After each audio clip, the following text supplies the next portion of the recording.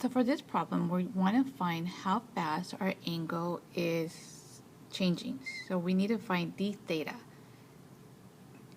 So we're going to write my angle, and this is what I'm trying to find.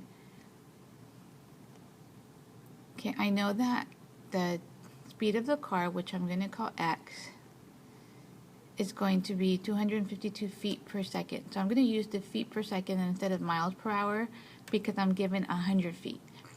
The angle is going to be 0.108, and this is a specific moment in time. So that's the only one that I'm not going to substitute because my angle is changing. The 100 doesn't change. This is going to remain constant.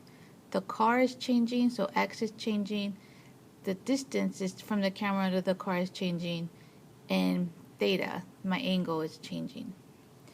So in order to do this, I need to use my tangent, because tangent is opposite over adjacent. And notice that I entered the 100 because that is a constant. X is not a constant, and theta is not a constant. It's just at this specific moment in time. So I'm going to go ahead and take the derivative.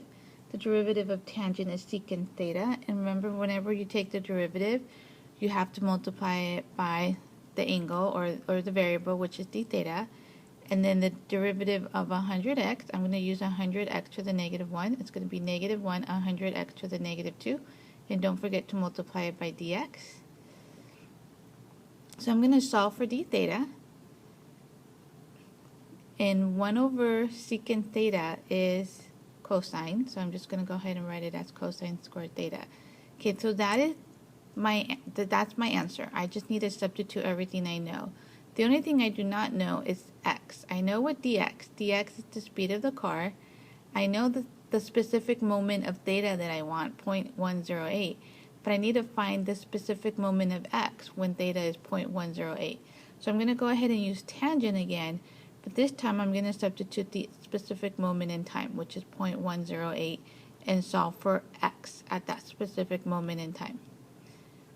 So x turns out to be 922.323. Remember to make sure you have your calculators in radians. So I'm going to substitute all my information.